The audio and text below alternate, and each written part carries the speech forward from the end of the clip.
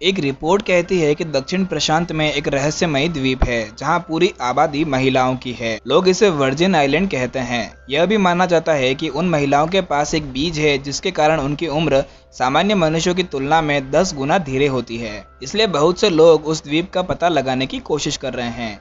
उन्हीं में से एक है मिस्टर सोंग, जो अमर होना चाहता है और इसीलिए वो उस आइलैंड की खोज के लिए अपने विशेषज्ञों और खोजकर्ताओं को भेज रहा है। दूसरी तरफ हम वांग को देखते हैं, जो एक न्यूज़ रिपोर्ट में मिस्टर सोंग के बारे में सुन रहा है कि मिस्टर सोंग ने एक बार फिर से वर्जिन आइलैंड की खोज के मिशन के लिए एक बड़ी राशि का ऐलान किया है।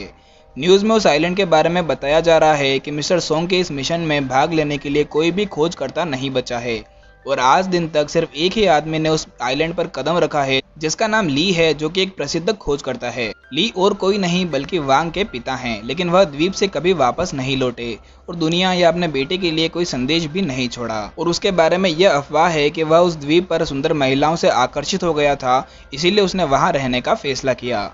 वांग अपने पिता को ढूंढना चाहता है और इसीलिए उसने मिस्टर सोंग के इस मिशन में भाग लेने का फैसला किया और जहाज पर चढ़ने के लिए किनारे पर चला गया। वहां उसकी मुलाकात ह्यून वू से होती है, जो काफी अच्छा नाविक होने का दावा करता है क्योंकि उसने हाल ही में सोमाली नेवी सील से डिग्री ली है। थोड़ी देर बाद वांग और ह्यून जहाज पर चढ़ते हैं और रवाना होने ही वाले होते हैं कि तभी मिस्टर सोंग का एक आदमी उनके पास आता है और उन्हें एक जीपीएस ट्रैकर देता है। थोड़ी देर के बाद दोनों फाइनली समंदर में जाते हैं और अपने मिशन को शुरू करते हैं। शुरू में वे मिशन के बारे में काफ़ी मोटिवेट होते हैं, लेकिन 2 महीने तक सिर्फ समंदर में भटकने के बाद वो दोनों निराश हो जाते हैं और इस समय तक उनकी खाने पीने की चीज़ें भी समाप्त हो गई थी। इसीलिए वे प्रार्थना करते हैं कि वे जल्द से जल्द किसी आइलैंड पर पहुंच जाएं। एक दिन जब वो दोनों उनके दिए गए जीपीएस की शिकायत कर रहे थे क्योंकि वो जीपीएस काम नहीं कर रहा था, कि तभी वो उनके ऊपर पक्षियों के झुंड को उड़ता हुआ देखते हैं। वांग, जो अपनी पीठ के बल लेटा हुआ है, उसके चेहरे पर कुछ गिरता है और जब वो उसे सूंघता है तो उसे पता चलता है कि ये उन पक्षियों की पोटी है और इससे उसे यकीन होता है कि वो लोग एक आइलैंड के पास हैं। और जब वांग अपनी दूरबीन से देखता है तो ह्यून को बताता है कि उनके सामने एक आइलैंड है, लेकिन बदकिस्मती से वहां पर लहरें काफ़ी तेज़ होती है, जिस वजह से वो उनके जहाज को आगे नहीं ले जा सकते हैं और इसीलिए उन्हें उस आइलैंड पर तैर कर जाना पड़ता है। अगले सीन में जब वो दोनों किनारे पर उठते हैं तो उन्हें अपने चारों ओर महिलाओं की एक सेना दिखाई देती है। वांग पूछता है कि क्या वो दोनों वर्जिन आइलैंड पर है, लेकिन वो महिलाएं उन दोनों को बस घूरती रहती है। बाद में उन दोनों को पूछताछ के लिए उनके शिविर में लाया गया। हमेशा की तरह यून ओवर कॉन्फिडेंट हो जाता है और महिलाओं के साथ फ्लर्ट करने की कोशिश करता है, लेकिन उसकी पिटाई हो जाती है और इस घटना की वजह से उन दोनों को लकड़ी के पिंजरे में कैद कर दिया जाता है। फिर उन दोनों को उन महिलाओं के लीडर पेट्रियार्क के सामने पेश किया जाता है और वो उनसे कहती है कि पिछले 500 सालों में सिर्फ कुछ ही खोजकर्ता उनके इस आइलैंड तक पहुंच पाए हैं। और ये सुनकर ह्यून को विश्वास नहीं होता है कि वो महिलाएं इतने लंबे समय से वहां पर रह रही है और वो मजाक में उनसे पूछता है कि क्या वो सभी अमर हैं, लेकिन वो उसकी बात का कोई जवाब नहीं देती। और जब वो सभी महिलाएं उन्हें उस पिंजरे में छोड़कर चली जाती है तो वांग उसकी जेब में से एक चाकू निकालता है और फिर रात को वो दोनों उनके पिंजरे को उस चाकू की मदद से काट देते हैं। इसके बाद वांग किसी सुराग के लिए जनजाति की जांच करने का फैसला करता है, जबकि ह्यूनो द्वीप से बचने के तरीके खोजने के लिए निकल पड़ता है। अगले सीन में ह्यून को जंगल की ओर किसी रास्ते की खोज में बढ़ते हुए दिखाया जाता है, जबकि वांग महिलाओं के गांव में आता है और एक झोपड़ी में प्रवेश करता है। इधर ह्यून को पता चलता है कि उन महिलाओं ने पूरे जंगल में जाल बिछा रखे हैं और ह्यून सबसे पहले नीचे एक खरगोश के छेद में गिर जाता है और फिर उसकी पीठ पर लकड़ी का एक तीर आकर लगता है और अगले ही पल उसके सिर पर काफी सारे नारियल गिरते हैं। इसी बीच हम म्यू यान को देखते हैं, जो कि उस कबीले की सबसे खूबसूरत और मासूम लड़की है, जो अपनी छोटी बहन मून के साथ उसी झोपड़ी में जाती है जहां पर वोंग पहले से मौजूद है।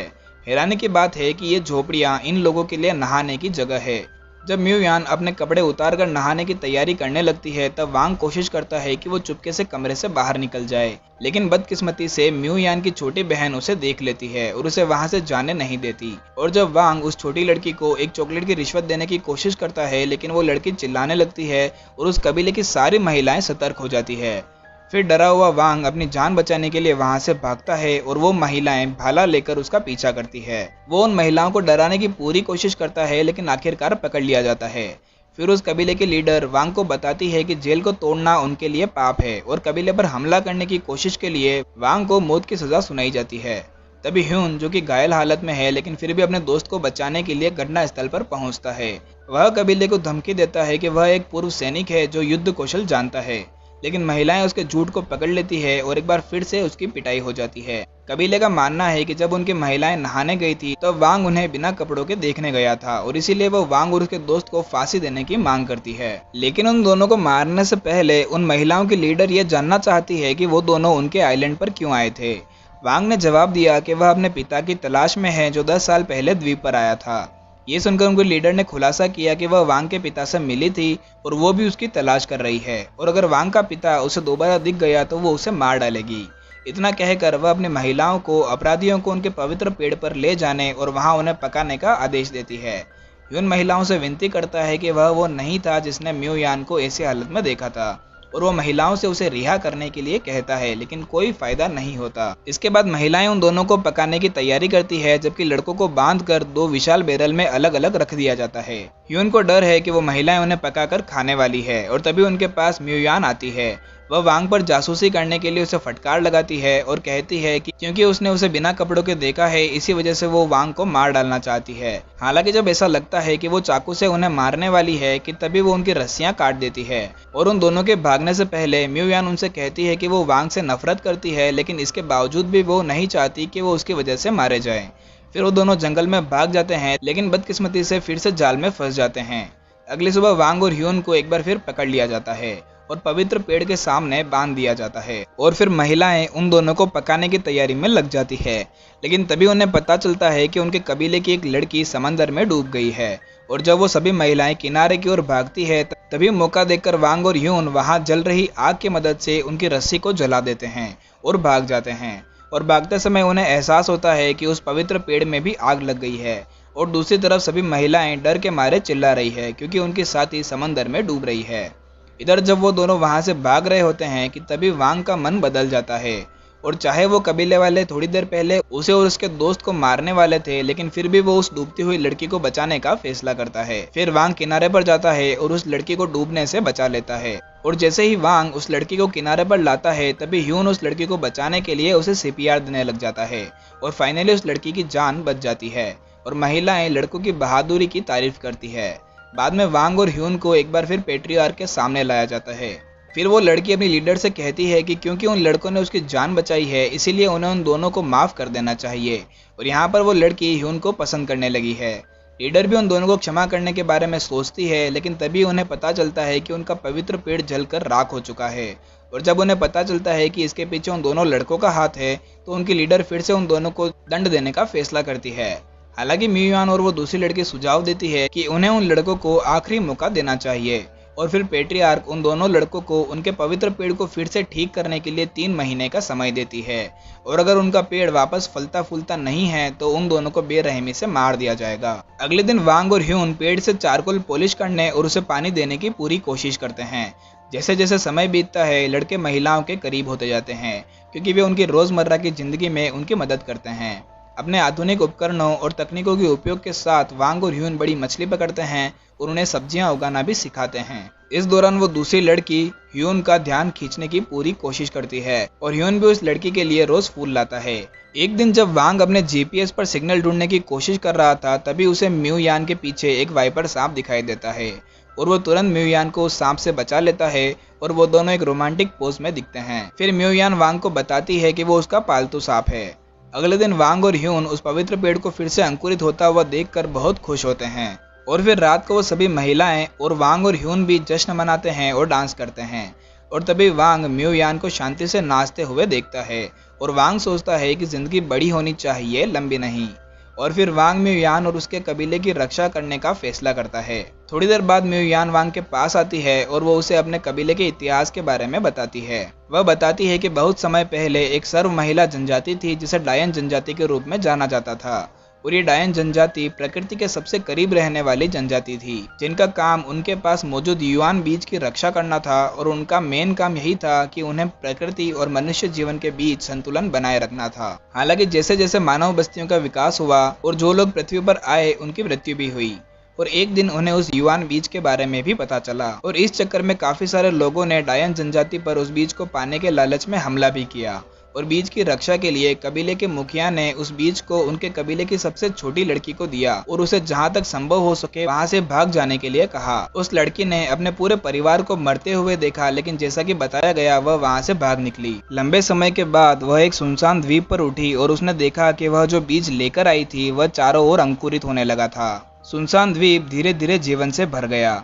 धीरे धीरे लड़की बड़ी हो गई और एक नई युवान बीज की रक्षा जारी रखने के लिए द्वीप पर डायन कबीला फला फूला। म्यूयान तब बताती है कि वो लड़की और कोई नहीं उनके कबीले के लीडर पेट्रियार्की है। अगली सुबह वह वांग को उस स्थान पर ले जाती है जहां उसने आखिरी बार उसके पिता को देखा था।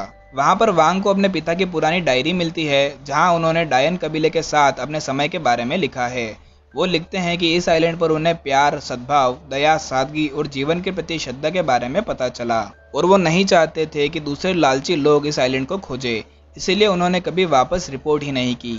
यह उम्मीद करते हुए कि कबीले और उनके जीवन के रहस्य आधुनिक लोगों के लालच से दूर रहे। उसके बाद वांग को उसके पिता का आखिरी संदेश मिलता है जो यही आशा कर रहा था कि उनका बेटा उनके द्वारा लिए फैसलों को समझेगा। अगले सीन में वांग को समझ आ गया है कि उसे क्या करना है और वो जीपीएस ट्रैकर को नष्ट कर देता है।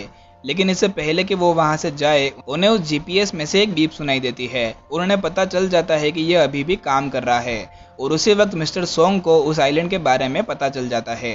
लड़के फिर पेट्रियार्क के पास भागते हैं और उसे तुरंत द्वीप को छोड़ने की चेतावनी देते हैं कि मिस्टर सोंग और उनके लोग उस बीज को पाने के लिए उनकी तरफ ही आ रहे। और फिर वो मिस्टर सोंग के लोगों को बहकाने, उन्हें फुसलाने और एक एक करके बाहर निकालने की योजना बनाते हैं। जल्दी मिस्टर सोंग अपने लोगों के साथ आता है और अपने 4 आदमियों को द्वीप की जांच करने का आदेश देता है। वो चारों लोग गांव में पहुंचते हैं, लेकिन सुंदर महिलाओं को उनका इंतजार करता देखकर वो हैरान हो जाते हैं। फिर वो महिलाएं उन चारों को अपनी सुंदरता में फंसाकर उन्हें पकड़कर बांध देती है। अपने आदमियों के वापस रिपोर्ट नहीं करने के बाद मिस्टर सोंग खुद द्वीप पर आता है और निरीक्षण करना शुरू करता है। वांग और ह्यून गेट पर उसका स्वागत करते हैं और उसे समझाने की कोशिश करते हैं कि यह वर्जिन आइलैंड नहीं है, लेकिन मिस्टर सोंग मूर्ख नहीं है, इसलिए वो अपने लोगों से वांग और ह्यून के साथ उन सभी महिलाओं को बांधने का आदेश देता है। फिर वह उनके लीडर को धमकाता है और उसे जीवन का रहस्य पूछता है ताकि वो उनकी तरह अमर हो सके। जब वो मना करती है तो मिस्टर सांग मून को जान से मारने की धमकी देता है और फिर महिलाएं बेमन से मिस्टर सोंग और उसके लोगों को उस जगह पर ले जाती है जहां उन्होंने युआन बीज को छिपाया है। और तभी रास्ते में जाते वक्त वही लड़की उनके एक आदमी को मार देती है जिससे ह्यून ने बचाया था और फिर सभी महिलाएं भी उन पर हमला कर देती है। इसी बीच मिस्टर सोंग वांग को लेकर वहां से भाग जाता है और उसे टाइम बॉम्ब पहना देता है और फिर वह डायन कबीले के रहस्य को नहीं बताने पर उस बॉम्ब को ब्लास्ट करने की धमकी देता है। तभी ह्यून महिलाओं के साथ वहां पर पहुंचता है और मिस्टर सोंग को पकड़ लेता है, लेकिन मिस्टर सोंग तब तक उस बॉम्ब का बटन दबा चुका था और बॉम्ब पर 30 सेकंड की उल्टी गिनती शुरू हो जाती है। और जैसे जैसे समय खत्म हो रहा था तब वांग को रियलाइज होता है कि उन सभी लोगों को बचाने के लिए उसे ही बलिदान देना होगा और वह अकेला ही समंदर की ओर दौड़ता है। दौड़ते समय वांग के मन में बहुत सारे विचार आते हैं और महिलाओं के कबीले के साथ समय बिताने के बाद उसे समझ आ गया है कि उनका मिशन प्रकृति और जीवन के बीच संतुलन की रक्षा करना है। और उसे ये बात भी समझ आ जाती है कि उसके पिता ने भी इसीलिए उनकी कुर्बानी दी थी। जल्द ही समुद्र में बॉम्ब ब्लास्ट हो जाता है और ये देखकर म्यूयान जोर से चिल्लाती है और वहां मौजूद सभी लोग वांग के बलिदान देने पर रोने लगते हैं और तभी सीन कट हो जाता है। फिर बाद में हम वांग को फिर से जागते हुए देखते हैं। ऐसा लगता है कि आइलैंड के जादू ने वांग को उसके निस्वार्थ बलिदान के लिए फिर से जिंदा कर दिया है। Thank you for watching guys, और इसी तरह की वीडियोस को देखने के लिए हमारे चैनल को सब्सक्राइब जरूर कर लीजिएगा।